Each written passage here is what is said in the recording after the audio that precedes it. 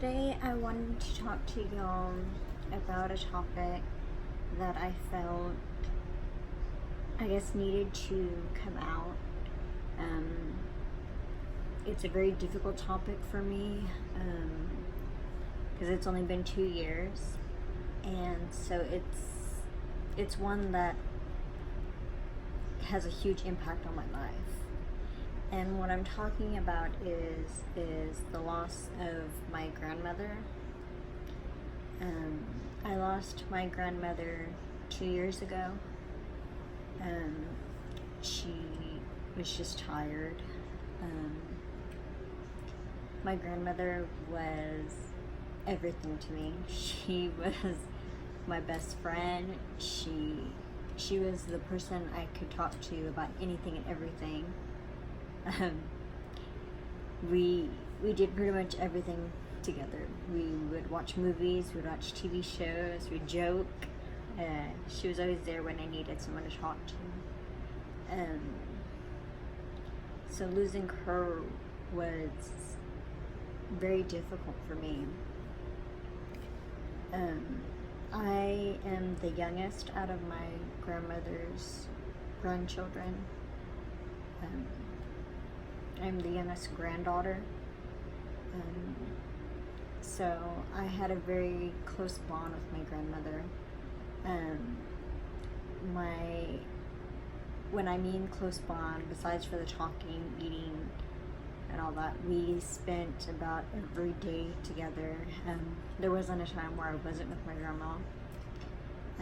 I would stay over there on the weekends, or there was a point where I lived with her at one time to help take care of her.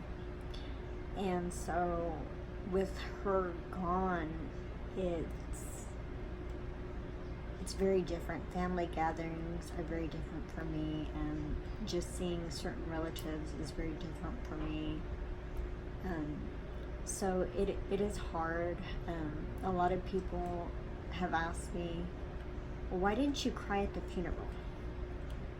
Well, people express their feelings and emotions differently, and for me, I just felt like I didn't really fully grasp why my grandmother left. I was still in shock that she passed. If y'all were there at my grandmother's funeral, some of y'all saw that I didn't cry. I was trying to be strong for my father, and it was difficult. I think the only times I really cried was the day that she did die, and I think that whole weekend and then the funeral, I didn't really cry at all. Now, with that being said, everyone who's experienced loss, they do cry differently. You know, they express their loss in different ways. I was just too shocked and stunned that she passed. I didn't know how to feel, why she was gone, why. I felt like God was punishing me, basically, because she passed. I was mad at God for a long time. So I came to terms with just that God was a bad person after taking my grandmother away. And I had a close relative. I don't know if any of y'all have seen the movie The Shack.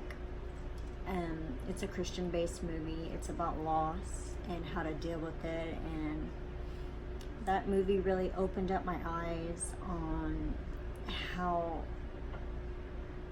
to accept my grandmother's death and not to be angry at God, because she's up there in heaven. She's happy, and for me, knowing that she is happy, I am happy for her. I'm glad, but I still want her here. You know, there's days when I want to talk to her and I can't. There's days when we used to watch the Golden Girls together. There's days when I want to watch the Golden Girls together and eat cheesecake and joke with her, and I can't. There's days when stuff goes wrong with me visiting my dad and I want to tell her, and I can't. So it is very difficult for me.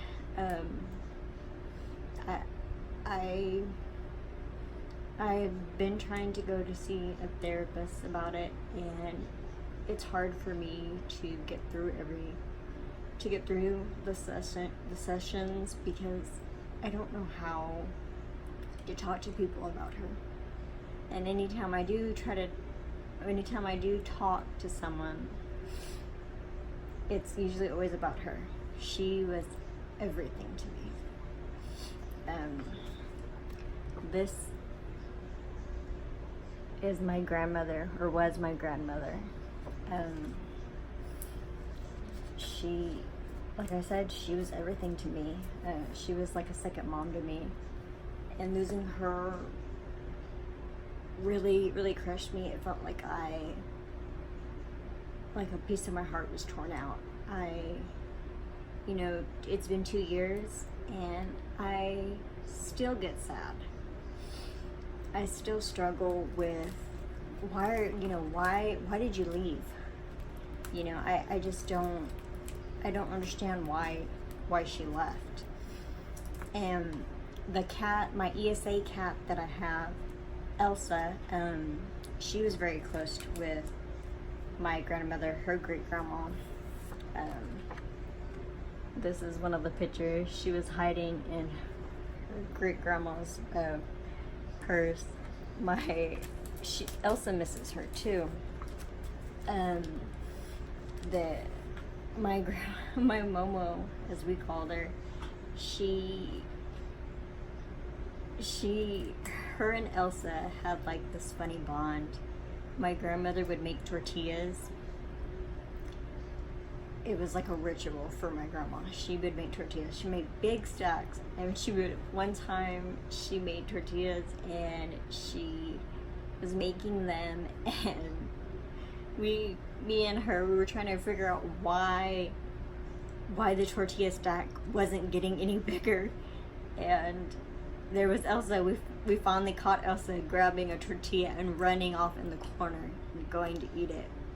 So my grandma would feed her, and then my grandma would buy cantaloupes, and she would give Elsa some. That's one of Elsa's favorite fruits now. Her Momo used to give her cantaloupe nonstop. And Elsa and Momo had a love-hate relationship. She had a rocking chair, and they would fight over whose spot it was. This is the rocking chair. They would fight over whose spot it was. Elsa thought it was hers, but it was my Momo's. And so it was just, it took a toll on her when my grandmother left. And she does miss her, and so do I. But we have stuff besides for the pictures. My grandmother gave me a couple of pieces of her jewelry. I have 2 of her blankets and quilts, and so that helps. And I have family members, I have friends that tell me, you need to get over it. Your grandma's not there. She's happy. You need to let it go. Well, you're not the one experiencing the loss, or you may be experiencing the loss, but you can't tell someone to get over it. Someone has to get over it in their own way. And for me and for my ESA cat, we're taking it day by day. I'm seeing a therapist for it, and it's okay to get help, professional help. So, that's all we can do. And me and Elsa, we've seen several red cardinals that fly by, and we smile. because a red cardinal is supposed to symbolize that a relative is letting you know, hey, we love you, we miss you.